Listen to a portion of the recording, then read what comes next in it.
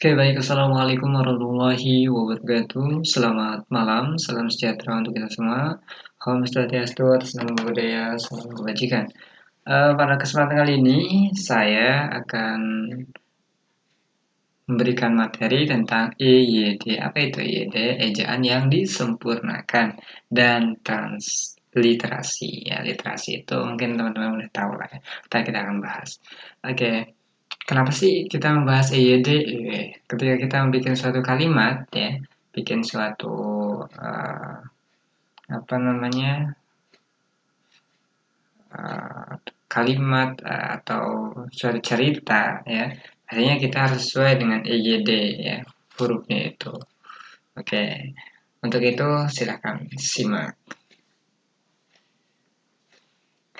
Nah, di sini sebelum lebih jauh kita harus tahu dulu tanda baca sebagian dari EYD gitu ya. Ketika titik itu kita harus seperti apa, koma itu kita harus seperti apa, dan titik dua itu untuk apa gunaannya dan sebagainya. Oke ya, kita harus tahu dulu ini titik, ini titik koma ya. Titik koma itu titik di atas, koma di bawah. Tanda hubung strip ya, strip di atas. Tanda pisah itu stripnya panjang, beda dengan tanda hubung, tapi hampir mirip ya, cuman dia agak panjang ya untuk tanda pisah. Tanda elips, ya. Tanda elips ini titiknya 3, oke.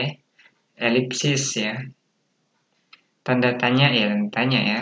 Kita tahu tanda seru, tanda kurung ya. Tanda kurung ini kurungnya ada 2 ya, dalam data ada isi misalnya seperti itu. Tanda kurung siku, nah ini tanda kurung siku ya. Di dalamnya itu ada siku-sikunya. Tanda petik ya seperti ini. Tanda petik tunggal, nah tanda petik tunggal itu seperti ini. Ini tunggal ya. Ini tanda petik duo ya, dia nggak tunggal ya, ganda ya. Ini tunggal. Tanda garis miring ya, tanda garis miring seperti ini. Tanda meningkat apostrof, nah ini ya, tanda petik. Nah, petiknya 1 gitu kan. Ya. Kalau tadi kan 2 tuh, pada petik tunggal dan petik ganda ya. Terus lagi kalau ini peningkat ya, atau peningkat ini biasanya digunakan untuk misal Jumat ya, Jumat pakai tanda apostrof atau peningkat gitu ya, supaya kita mempermudah bacanya. Disingkat dulu kan peningkat. Tanda ulang itu 2 ya, titik 2. Oke, next. Nah, setelah tanda baca udah kita pahami tadi, maka kita akan belajar tentang tanda titik ya. Tanda titik itu mungkin kalian juga udah paham lah ya, dari SD juga pastinya. Ketika kalian di T ya, pastinya disuruh bikin titik ya. Digunakan untuk apa sih tanda titik ini? Pertama, kegunaannya digunakan pada akhir kalimat yang bukan pertanyaan atau seruan. Oke. Contohnya apa? Digunakan pada akhir kalimat yang bukan pertanyaan atau seruan. Nah, contohnya seperti ini. Contohnya, Indonesia disebut negara agraris, titik. Contoh seperti itu. Nah, kedua, singkatan nama orang atau unsurnya. Nah, singkatan nama orang. Maksud singkatan nama orang tuh kayak gimana sih? Nah, misal ya,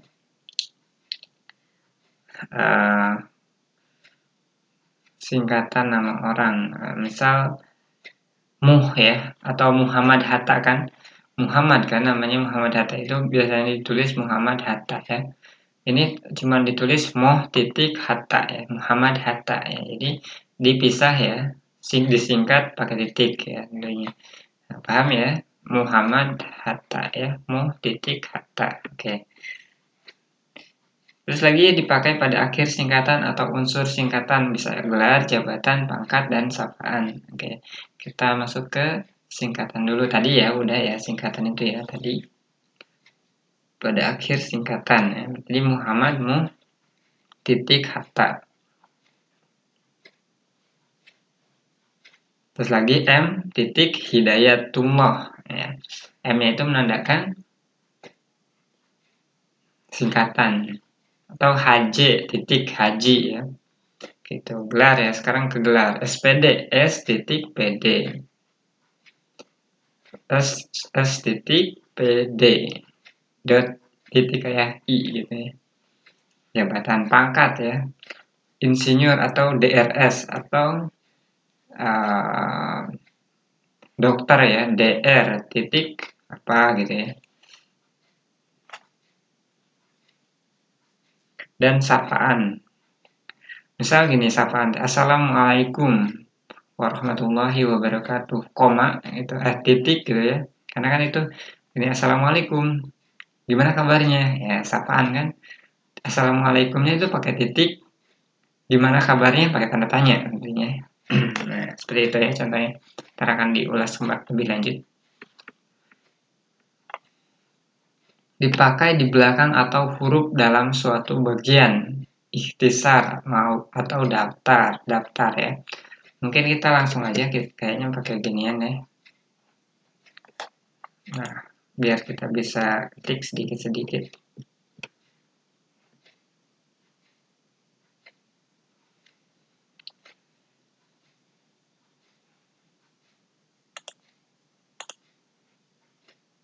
Oke. Di sini contohnya apa? Dipakai pada akhir singkatan atau unsur singkatan. Misal Muhammad tadi, Muhammad Hatta ya. Hatta atau tulisannya Muhammad di Hatta tuh ya. Proklamator kita kan.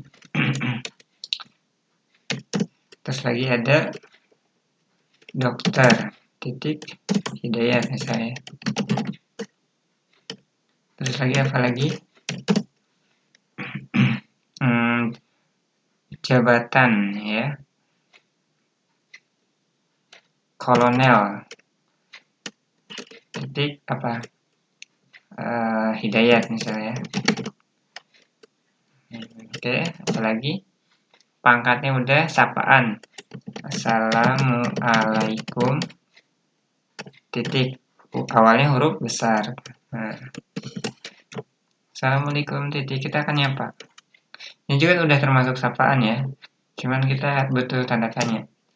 Bagaimana kabarnya? Kabarnya gitu ya. Nah, ini termasuk sapaan. Dipakai singkatan kata ungkapan yang sudah sangat umum. Senang melihatmu titik. Dipakai singkatan kata ungkapan yang sudah sangat umum. Apa ya contohnya? Kalau disingkat, ungkapan yang disingkat.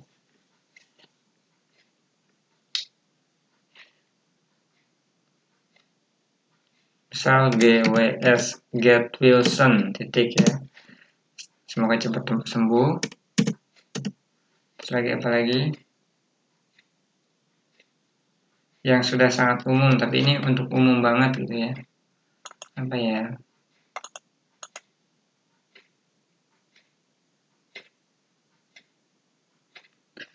Contohnya seperti ini. Ntar mungkin bisa cari aja di internet.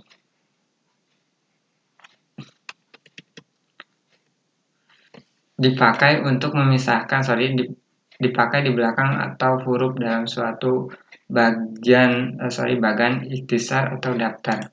Dipakai di belakang atau huruf dalam suatu bagan. Di sini ya kata kuncinya, dipakai di belakang atau huruf dalam suatu bagan. Ikhtisar atau daftar. Titik ini dipakai di belakang ya. Iya. Contohnya apa?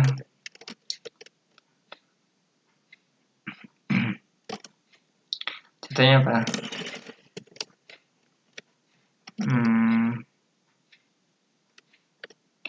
Apa ya? Kalau daftar kan banyak ya, misal nama barang aja. kunci, titik, terus lagi apa lagi? Pakai slash ya, maksudnya pakai enter gitu. Kunci satu kunci, misal ya daftar barang itu seperti ini.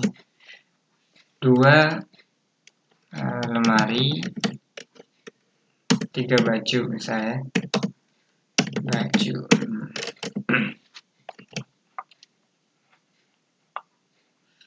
Nah, ini dipakai di belakang atau huruf dalam suatu bagian. Kunci kan titik kan, lemari titik juga, baju titik. Ikhtisar bagian. Ikhtisari itu kesimpulan ya. Misal contoh kesimpulannya,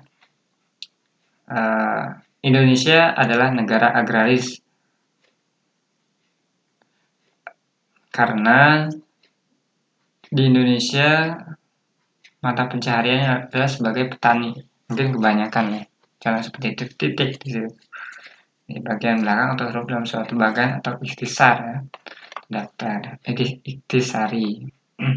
Dipakai untuk memisahkan jam, menit, detik, menunjukkan waktu. Oke. 07.00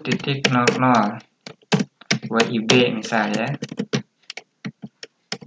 Nah, memisahkan jam, menit, dan detik. Kalau ada detiknya, tambahin lagi 02 detik. Nah, seperti ini. Menunjukkan waktu, untuk menunjukkan waktu ya itu ya. Selanjutnya ada apa lagi? Kita cek. Nah, akan hadir pada acara resepsi itu 10 orang. Nah, oke. Kita langsung masuk lagi aja ke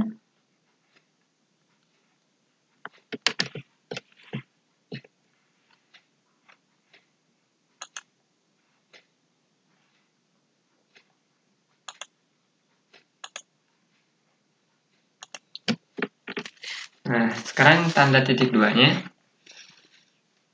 digunakan untuk pernyataan lengkap bila diikuti pemberian, studi pemberian atau rincian. Contoh di sini akan hadir pada acara resepsi itu ada 10 orang, antara lain, ya kan?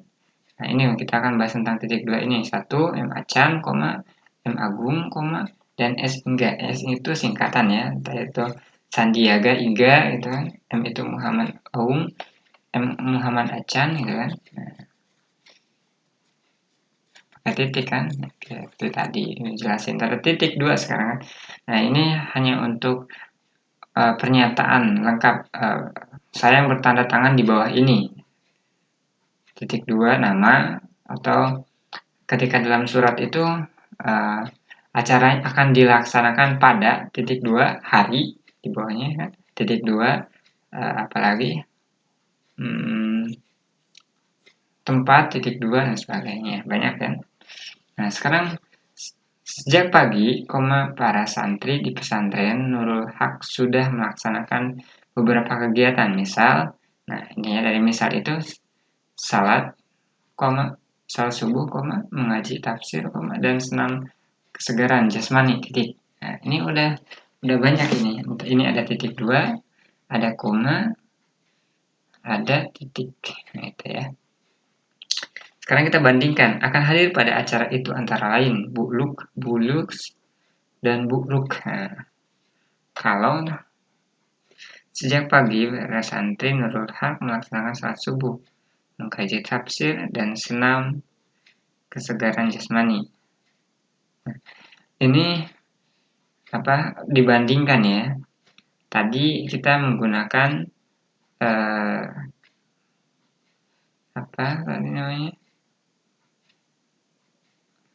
kita menggunakan titik 2. Nah, dia dengan bandingan di sini dengan menggunakan antara lain ya, antara lain bersama kan, cuman antara lain itu lebih ke huruf gitu ya.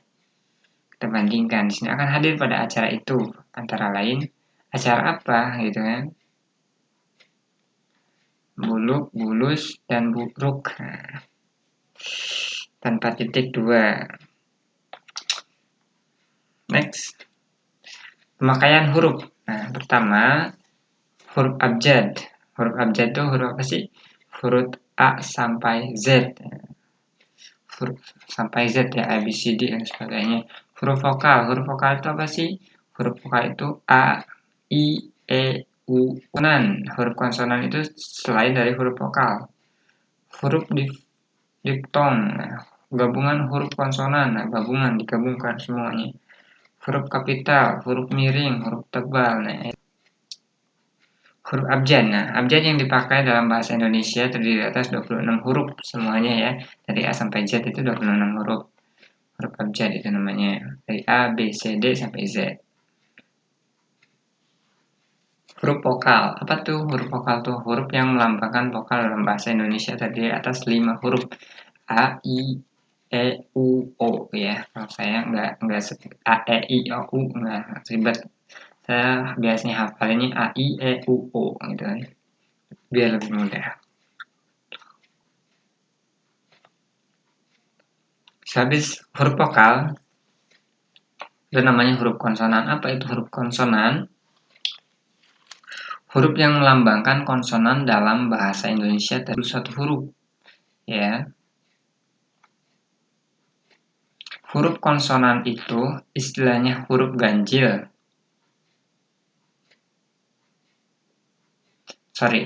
Huruf konsonan ini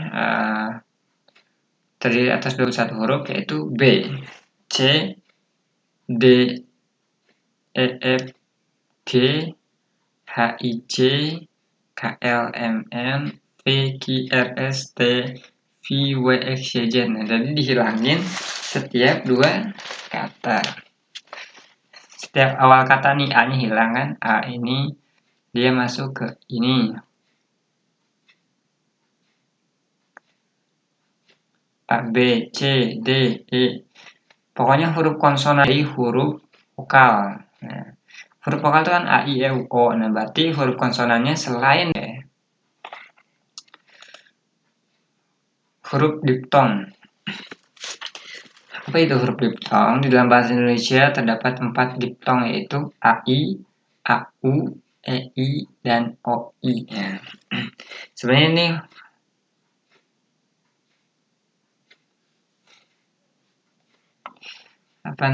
ini tuh ditambahkan huruf vokal ditambahkan huruf I. Nah, dihilangin. Pokoknya huruf diftong itu AI, AU, EI, dan OI. Ya, istilahnya kayak gitu. Ada 4 huruf. Dan gabungan huruf konsonan, sekarang gabungan huruf konsonan ya. Hanya ada 4 gabungan huruf konsonan dalam bahasa Indonesia yaitu KH, NG, NY, dan SY. Gitu ya. Untuk apa sih fungsinya ntar ya kita jelasin. Huruf kapital. Nah, sekarang kita masuk ke huruf kapital. Dipakai sebagai huruf pertama kata pada awal kalimat. Nah, huruf kapital pada awal kalimat. Contohnya apa? Apa maksudnya? Nah, ini setiap kalimat pasti menggunakan huruf kapital di awal. Dia membaca bukunya itu kan kapital karena dia di awal. Ini kegunaannya huruf kapital. Huruf kapital dipakai sebagai huruf pertama termasuk julukan. Nah, misal di sini ada Amir Hamzah. Amir Hamzah ini dia nama orang. Berarti kita menggunakan huruf kapital di awal nama tersebut. Misalnya kalau ada 2 nama misalnya Muhammad Hidayat. Nah, Muhammad itu dia menggunakan huruf kapital, Hidayatnya juga H-nya kapital ya. Halim Perdana Kusuma. Ya. H-nya besar, P-nya besar. Ini Wage Rodolf Supratman. W-nya besar, R-nya besar, S-nya besar. Karena dia menggunakan 3 huruf. Tadi kita menggunakan 3 kata ya, 3 kata nama. 3 kata atau 3 huruf kapital ya. Dewa Pedang. Nah, dewanya besar, P-nya besar. Oke, next. Catatan, kita masuk ke catatannya. Huruf kapital tidak dipakai sebagai huruf pertama nama orang yang merupakan nama jenis atau misalnya ikan mujair. Nah, Ikan mujair ya. Ikan mujair itu kok kecil hurufnya gitu kan. Kenapa? Karena huruf kapital tidak dipakai sebagai huruf pertama nama orang yang merupakan nama jenis atau satuan ukuran. Nama jenis ya. Mesin diesel. Huruf pertama nama orang yang merupakan nama jenis. Ikan mujair. Ikan mujair ini kan ya kan? Ikan itu kan banyak nih, ikan air, ikan mas, ikan cupang, ikan banyaklah ikannya ya. Nah, kalau ikan itu karena di sini aturannya huruf kapital tidak dipakai sebagai huruf pertama nama orang. Nah, ikan ini jenis, mujair ini kan jenis ya, berarti dia tidak menggunakan huruf kapital gitu. Atau satuan ukuran ya, misal mesin diesel. Mesin itu kan banyak, ada mesin diesel, mesin apa namanya, mesin rumput gitu ya, mesin apa, namanya apa, mesin air gitu ya, banyak gitu. 5 ampere ya. Biasa kan 2 ampere, 3 ampere ya kan, menandakan ampere itu jenis ya. Volt itu jenis. 1 volt, 2 volt, 3 volt. Maka dia tidak menggunakan huruf kapital. Huruf kapital tidak dipakai sebagai huruf next. Catatan kedua, huruf kapital tidak dipakai untuk menuliskan huruf pertama kata yang bermakna. Kata yang bermakna ya. Anak dari seperti bin, binti, dan fan. Ya, contoh di sini Abdul Rahman bin Zaini. Nah, kenapa? Ya, kenapa yang bari? Nah, bin ini kan anak dari, dia tidak menggunakan huruf besar. Fan ini juga termasuk anak ya. Itu yang saya tahu itu hanya binti dan bin gitu ya. Mungkin saya akan cari nanti gitu ya. Atau kalian juga bisa nyari. Siti Fatimah binti Salim. Bintinya kecil. Zaitun binti Zainal. Zaitunnya besar, bintinya kecil, Zainalnya besar. Charles Adrian van Vizen. Oh, ini bahasa apa namanya?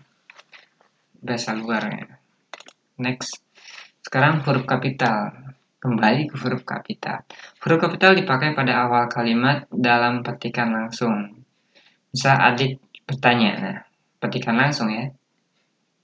Kapan kita pulang? Pastinya ketika kita bertanya, pasti kita menggunakan tanda petik. Tanda petik itu untuk apa sih? Ya? Untuk mengungkapkan bahwa kita lagi bertanya. Seperti itu.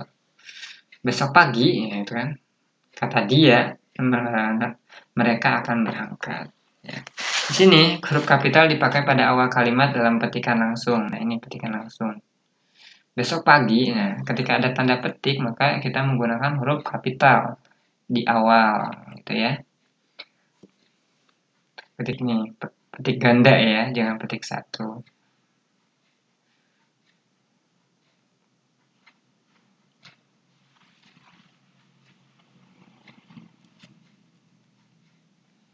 Setiap kata nama agama. Nah, kitab suci dan Tuhan termasuk sebutan dan ganti dan kata ganti untuk Tuhan. Contoh di sini Islam Al-Qur'an ya. Al-Qur'an ini dia menggunakan huruf besar. Islamnya tetap nama agama itu kita harus menggunakan huruf kapital di awal ya. Al-Qur'an, Alkitab, Weda ya, semuanya menggunakan huruf kapital di awal kalimat. Yang Maha Pengasih ya, kita menggunakan huruf kapital karena ini masuk ke Tuhan ya, yang Maha Pengasih itu Tuhan. Sini kita kembali lagi, huruf kapital dipakai sebagai huruf pertama setiap kata, nama agama, kitab suci, dan Tuhan, termasuk sebutan kata ganti untuk Tuhan. Yang Maha Pengasih itu siapa? Tuhan kan? Yang Maha Esa siapa? Tuhan kan? Nah, makanya ketika ada apa, yang Maha Pengasih, yang Maha Penyayang gitu ya, yang Maha Esa, itu kita harus menggunakan huruf kapital. Tuhan akan menunjukkan jalan kepada hambanya. Nah, Tuhan akan menunjukkan jalannya kepada hambanya. Nah, Tuhan ini dia menggunakan huruf kapital. Kenapa? Karena ini kembali lagi ke sini. Ya, karena Tuhan itu ya Tuhan ya. Ya, anggapannya apa ya?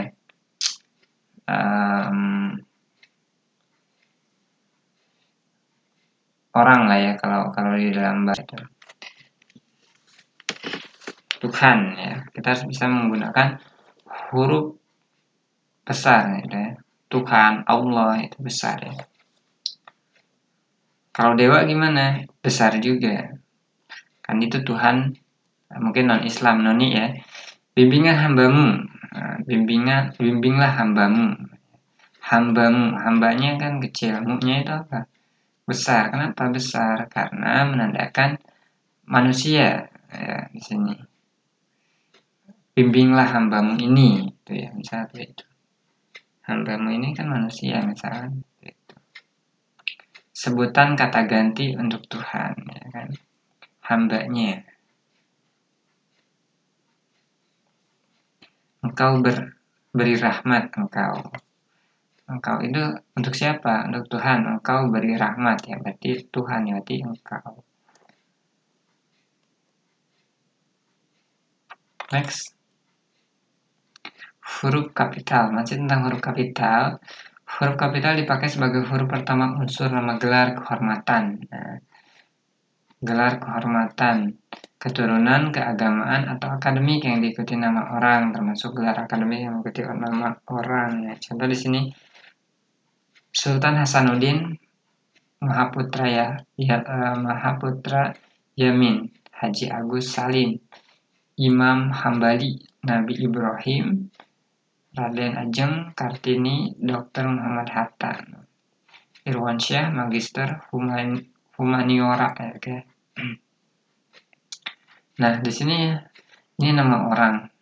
Jadi kita menggunakan huruf besar di setiap kata. Kecuali tadi kalau nama tuh ya bin atau menunjukkan lahir nggak usah. Ini misalnya huruf kapital dipakai sebagai huruf pertama unsur nama gelar kehormatan. Sultan Hasanuddin. Sultan itu kayak apa ya? Sultan itu kayak kerajaan, di kerajaan kan ada sultan gitu ya. Nah, kita menggunakan huruf besar Hasanuddin besar ya, Mahaputra ya. Mahaputra itu anak raja biasa, Mahaputra Yamin misalnya. Haji Agus. Nah, haji ini kan masuknya ke apa? Keagamaan ya, kehormatan atau ya keagamaan lah ya. Maka kita tulis dengan huruf besar. Haji Agus Salim, Imam Hambali, Nabi Ibrahim, Raden Ajeng Kartini, gitu kan. Dr. Muhammad Hatta. Nah, dokter ini kan gelar ya. Silakan tulis. Biasanya kan disingkat kalau pakai titik, tapi ini kan nggak pakai titik ya. Nggak membahas titik, makanya langsung ditulis seperti itu. Magister ya, magister humaniora. Nggak tahu ini kuliah apa, pokoknya magister ya.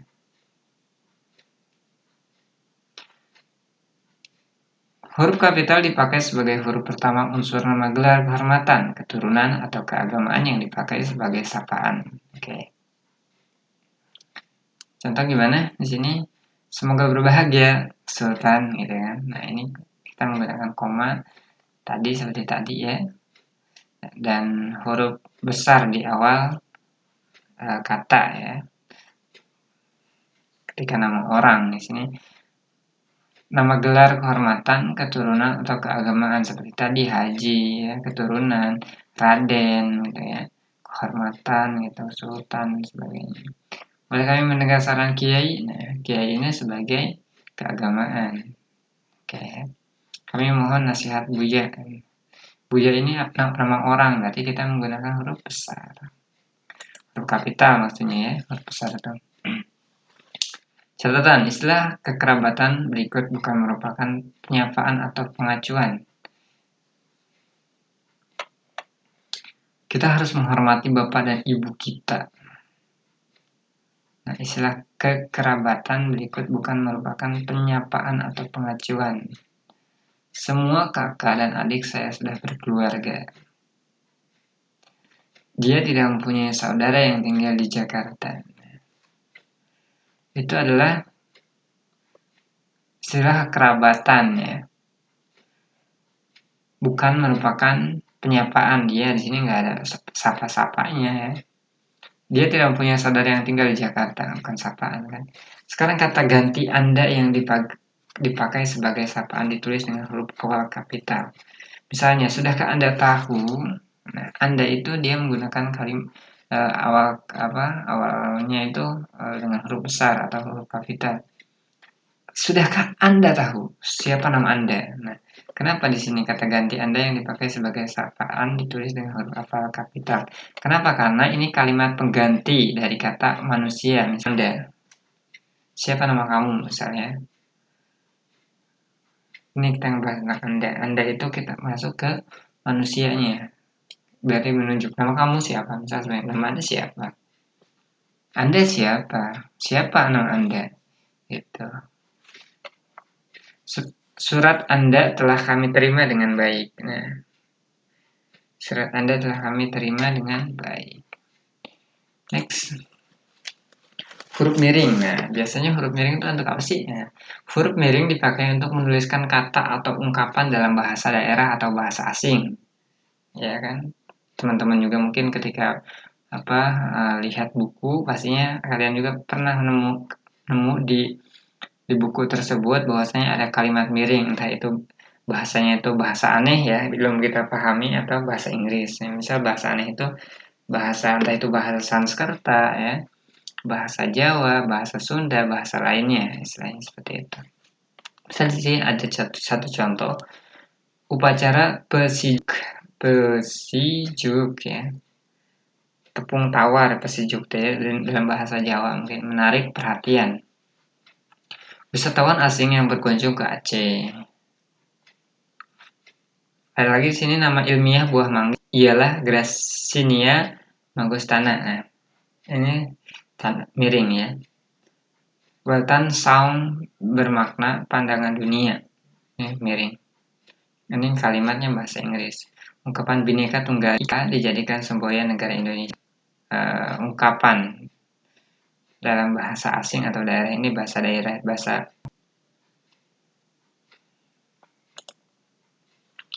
Nah, sekarang kita masuk ke kata depan. Apa sih kata depannya? Seperti di, ke, dari, ditulis terpisah dari kata yang mengikutinya. Nah, di mana dia sekarang? Nah, kalau untuk tempat kita harus pisah.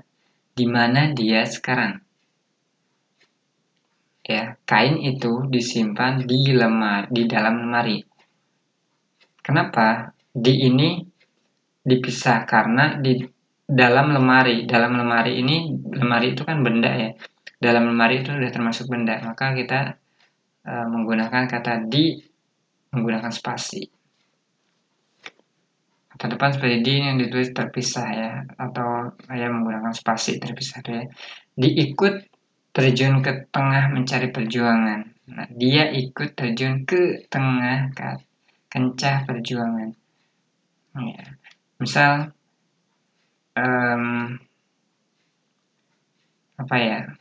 kesolokan. Nah, solokan itu kan nama benda ya, nama apa? Istilahnya nama tempat ya. Maka kita menggunakan spasi atau dipisah itu. Terpisah. Mari kita berangkat ke kantor. Kantor itu nama benda, maka kita tulis ke, jangan digabung ya. Kata depan seperti di, ke, dan dari ditulis terpisah dari kata yang mengikutinya. Ke, dari ya, terpisah. Ia berasal dari. Nah, darinya itu kita menggunakan tanda pisah. Cincin itu terbuat dari emas ya. Oke. Next. Penulisan unsur serapan.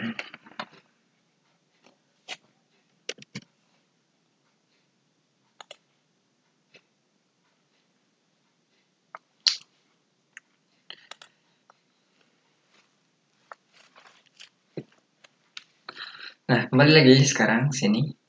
Penulisan unsur serapan ya. Pertama, unsur asing yang belum sepenuhnya terserap ke dalam bahasa Indonesia seperti first, merge, de facto, de jure, dan station, the Wilhelm part Alhom ini tuh iya Ishon. Unsur itu dipakai dalam konteks bahasa Indonesia, tapi cara pengucapan dan penulisannya masih mengikuti cara asing. Penulisan unsur serapan. Serapan itu apa? Serapan itu kayak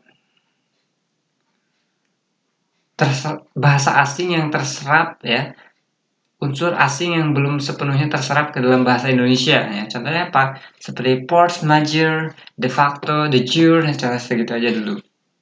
Ya kan? De facto secara tertulis ya. Nah, jadi apa unsur serapan itu? Unsur asing yang belum sepenuhnya terserap ke dalam bahasa Indonesia ya. Masih sawang-sawang istilahnya ya. Nah, kita tulisnya seperti apa?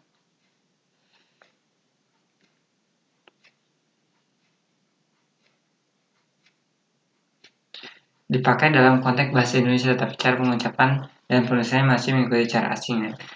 Nah, ini kan tulisannya pakto ya. Pacto ya tuh ya. Kita baca pakto. Nah, tetap ini udah masuk ke serapan bahasa Indonesia, tapi tetap pengucapannya itu menggunakan bahasa Inggris ya untuk membacanya. Itu yang dinamakan serapan. Jadi bahasa asing itu masuk ke bahasa Indonesia, tulisannya tetap bahasa asing, tapi mengucapkannya dengan mengucapkan bahasa Inggris atau bahasa serapan itu, ya, bahasa Inggris tentunya ya. Kedua, unsur asing yang menulis dan mengucapkan disesuaikan dengan kaidah bahasa Indonesia. Penyerapan diusahakan agar ejaannya diubah seperlunya sehingga bentuk Indonesianya masih dapat dibandingkan dengan bentuk asalnya. Oke ya. Unsur asing yang menulisan dan mengucapannya disesuaikan dengan kaidah bahasa Indonesia. Kedua itu, penyerapan diusahakan agar ejaan diubah seperlunya sehingga bentuk Indonesia masih dapat dibandingkan dengan bentuk asalnya. Ya, pakto kita tulis jadi pakto gitu ya. Contoh di sini ada Arab, I ya, Arab. Bunyi pendek atau bunyi panjang menjadi A, bukan O gitu ya. Mazhab, mazhab gitu ya. Kodar ya. Contohnya lagi, tadi tentang serapan, di dalam bahasa Indonesia juga kan ada nih, bahasa Arab ya, bunyi pendek atau bunyi panjang menjadi A bukan O gitu kan. Mazhab, mazhab ya. Kodar dari O ya. Dari O ya, dari kodar ya. Jadi O itu ya. Jadi bukan O tapi tak A gitu ya. Kodar ya, kodar. Maksudnya kodar ini. Dibaca jadi kadar, ditulis kadar ya. Bukan ko ya, harusnya kodar. Ditulis jadi kadar gini ya. Mazhab ya, itu ya mazhab. Sahabat, gaib, gaib ya. Dibaca gaib. Iqamah, iqamah, katib, katib. Zalim. Next. Masih tentang tentang serapan. Di sini ada CCH dan CH di depan A, O, dan konsonan menjadi K. Sakharin. Konsonan menjadi K, jadi sakarin. Nah, tulisannya sakharin jadi sakarin ya. Sakarin, ya kan dibacanya. Kalau bahasa orang Inggris kan gitu, kalau kita bahasa Inggris nih misalnya ya. Karisma ya, pakai C ini, charisma. Ditulis jadi karisma. Jadi K ya. CH di depan A, O, dan konsonan menjadi K gitu ya. Kolera ya kan. Karomsom. Gak terlalu rumit ya. Teknik ya. Intinya gitu. Jadi serapan ini tuh bahasa luar yang diserap ke bahasa Indonesia. Nah tadi ini Unsur asing yang menulis dan mengucapkan disesuaikan dengan kaidah bahasa Indonesia. Contohnya apa? Ini, bahasa Arab juga sama. Di sini ada qadar, jadi kadar tulisnya ya. Bacanya qadar. Saharin ya, sakarin. Tinggal kita lanjut lagi. Ki menjadi K, ya kan? Akuarium, akuarium. Gitu. Frekuensi jadi frekuensi ya. Frekuensi ya, jadi frekuensi ya. Ekuator, ekuator ya. Asalnya pakai Ki jadi K. Ki jadi K gitu kan. Kap jadi menjadi K. Akikah. Akikah kalau bahasa Arab. Akikah. Makam, makam. Makom. Jadi O kalau bahasa Arab. Next. Unsur serapan yang sudah lazim dieja sesuai dengan ejaan bahasa Indonesia tidak perlu lagi diubah. Misal, unsur harapan yang sudah lazim dieja sesuai dengan ejaan bahasa Indonesia tidak perlu lagi diubah. Contohnya apa? Bengkel, nalar, rabu, dongkrak, napas, selasa, peda, paham, senin, kabel, kabar, belu, sirsak, khotbah, pikir, soal, koperasi, populer, telepon, lahir. Ini serapan yang sudah lazim dieja sesuai dengan ejaan bahasa Indonesia tidak perlu lagi diubah. Masa bengkel, masa kayak gitu. Ini udah fit bacanya seperti itu. Bengkel, nalar, rabu dan sebagainya. Oke. I've Inggris, I've ya. Bahasa Inggrisnya I've jadi IF ya. IF ya, bahasa Belanda. Jadi if komunikatif, komunikatif ya, komunikatif jadinya. Demonstratif, demonstratif ya, demonstratif, deskriptif, deskriptif, jadi deskriptif jadinya. E-nya itu jadi I-nya saja, F langsung ke F, E-nya dibuang. Langsung logui Inggris, log Belanda. Log Belanda menjadi log aja. Analog jadi analog ya. Epilog, pokoknya serapan itu dari bahasa luar diterjemahkan ke bahasa Indonesia, intinya gitu bahasa serapan. Contohnya apa? Di sini analogui kan dalam bahasa Inggris, jadi analog dalam bahasa Belanda. Log kan, analog gitu. Ditulis dalam bahasa Indonesia analog. Oke. Disingkat, simpel. Oke, itu aja yang bisa saya sampaikan mengenai tentang EYD dan apa? Dan